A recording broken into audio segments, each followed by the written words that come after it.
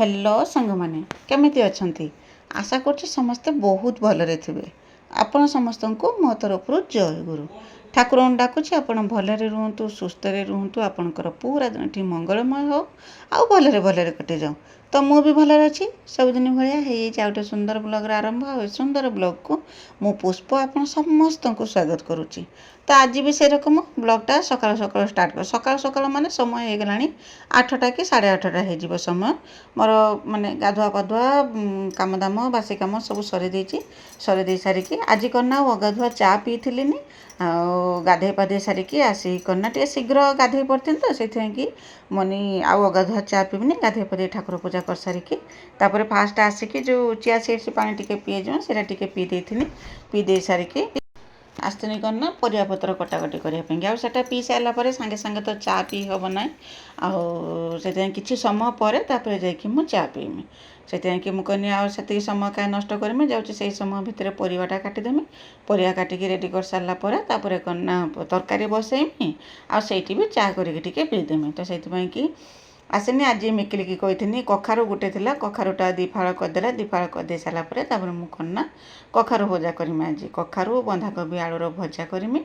आ रुटी खावाई कि तरकारीटे करमी जेरकम सब बेले जेरकम सीझा तरकारीटे करे से रकम सीझा तरकारी नहीं फुटा तरकारीटे आउ भजा रुटी खावाई फुटा तरकारी आ पखाड़े खावाई कि भजा बस बनईदेमी बन दे सारिक यहाँ मैंने हो सारापर तरकारी तो बसईदेनी तरकारी बसई देकी करना मु चा करी मोपाई कि बाबा सकाଳେ चा पी देते भाई भी थे घर पाखर भाई की भी चा करके दी जन को से दी जन पी सारी बाकी थी बाकी थी आ पुओ से बसला पुओ को पचारनी चा पीब ना से भी कहला पीब बोल तो आम दी जन को बसई देती चा सेपटर तरकारी भी होता एपटे चा भी बसईदेनी बसई दे सारिकी करना चा पी देती चा पी दे सारापर तापर करना एति सब कर सारा भितर तरकारी होता तरकारी बघार देकी भजा करी भजा करके रुटी भी बनई रुटी बन सारिकी समस्ते खावाई आसते समस्त को देती खावाई यही रकम सकाल तो व्यस्तता भितर जो समस्ते था घर पाखर आ भाई भी अच्छा पुओ भी अच्छी झील भी अच्छी समस्ते जो घर पाखे था माने से करना मत बेसी वीडियो बनवाई कि समय मिले कहीं खियापिया भितर माने खाया पीया को दबा भितर कि रोषेबास भितर समय केते चली जाए मत निजको भी जना पड़े केते समय हो जाए तो से कि वीडियो मुझे बेसी बनई पारे ना आ जिते मुझे एकला रुए धीरे सुस्थे काम करे वीडियो बनई कि काम करे वीडियो बनई काम कने टिके समय लगी था आदि वीडियो बना न हो तो शीघ्र शीघ्र कामटा टिके हो जाए तो आपण मैंने बुझीपारे गृहिणी माने तो जानीपे जे माने मो भाया गृहिणी से जानीपे केमी केरकम कामटा केरकम कौशल कि माने कौन सी प्रकार केरकम आडजस्ट करी करा जाए विभिन्न प्रकार तो बुझीपारे अधिका बा कौन कहमी चा करके टिके पी दे सारापर तापर मुझे किसी वीडियो बनईली आसिक आपण सागर भेट हो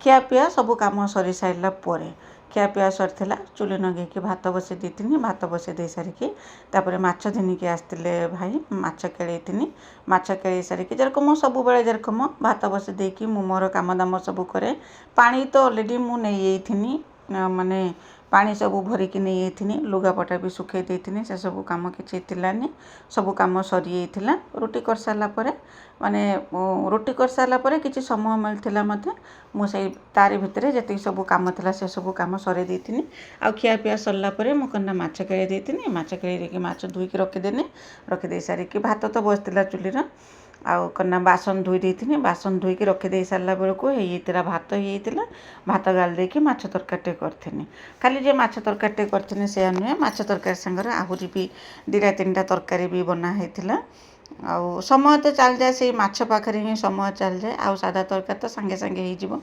से किसी नहीं आउ गोटे कथा करना माछ तरकारीटे टिके हेने 1-2टा तरकार माने खाई हम कि सादा तरकारी है 1-2टा तरकार खाई हेनी 3-4टा तरकारी निहाती दरकार हुए तो यही रकम आज फिरिका माछ जेहेतु आसला तो ताकू टिके करना मुझे झोल करी ଆକୁ କରନା ଖାଲି ମସଲା ଦେଇକି ଫ୍ରାଏ କରିଦେଇଥିନି ଆଉ ପ୍ରାୟ ମାନେ ରସା ରସା ରକମ କରିଦେଇଥିନି। ତାପରେ କରନା ଓଉ ଆଣିଥିଲେ ଭାଇ, ଓଉ ପକେଇକି ଡାଲମା ବନେଇ ଦେଇଥିନି ଆଉ ବୋଇତାଳୁ ଫୁଲ ବାଡ଼ିରୁ ଛିଡ଼େଇକି ଆଣିଥିନି, ତାକୁ କରନା ବରା ବନେଇ ଦେଇଥିନି। ବାସ୍ ଏଇ ରକମ ଏତିକି ସବୁ କରିସାରିଲା ବେଳକୁ ତ ସମୟ ଲାଗିବ।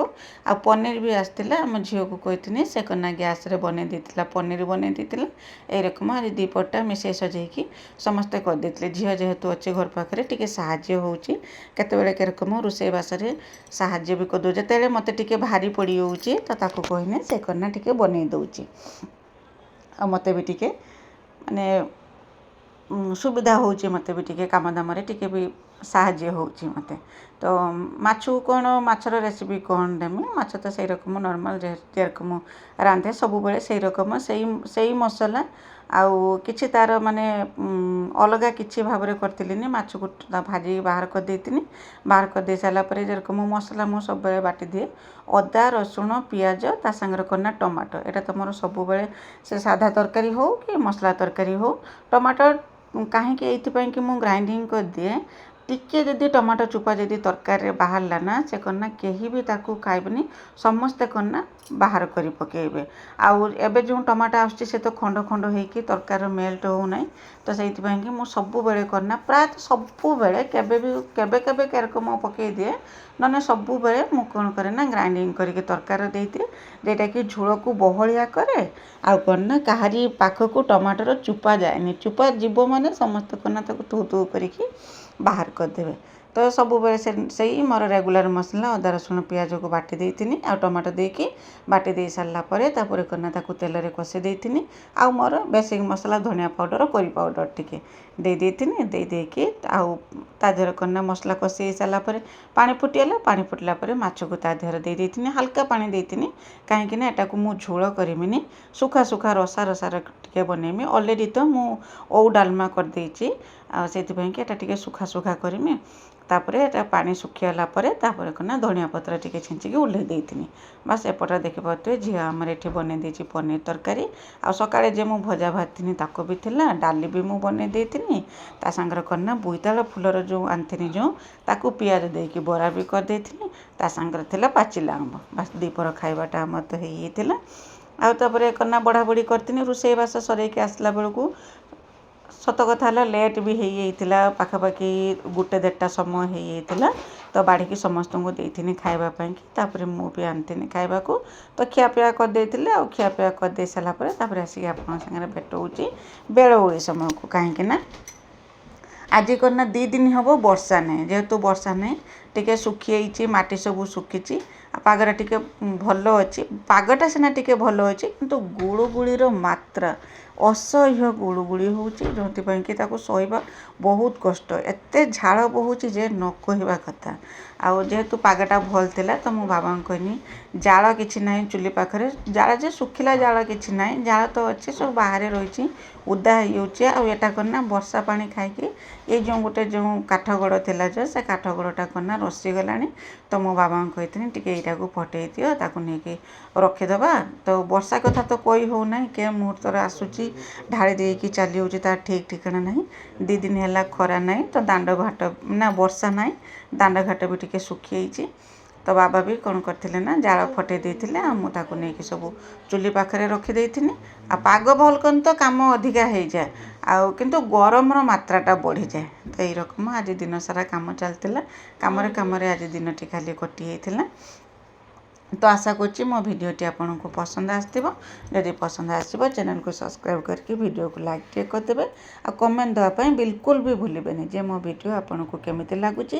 କାହିଁକି ନା ମୁଁ ତ ହେନି ସାଧାରଣ ଗୃହିଣୀଟିଏ, ମୁଁ ମୋର ଡେଲି ରୁଟିନ୍ ଆପଣଙ୍କ ସାଙ୍ଗରେ ସେୟାର କରୁଛି ଯେ ମୋର ଡେଲି କେମିତି ମୋର କଟୁଛି, ଆଉ ମୁଁ କ'ଣ ସବୁ କାମଦାମ ଘରେ କରୁଛି। ତ ଏଇସବୁ ଆପଣଙ୍କ ସାଙ୍ଗରେ ସେୟାର କରୁଛି। ତ ଆପଣଙ୍କୁ କେମିତି ଲାଗୁଛି ମୋତେ କମେଣ୍ଟ କରିକି ଜଣାଇବେ। ଆପଣଙ୍କ କମେଣ୍ଟର ଅପେକ୍ଷାରେ ମୁଁ ରହିନି। ଆଉ ଆପଣଙ୍କର ଏଇ ଛୋଟିଆ କମେଣ୍ଟ ବହୁତ ମାନେ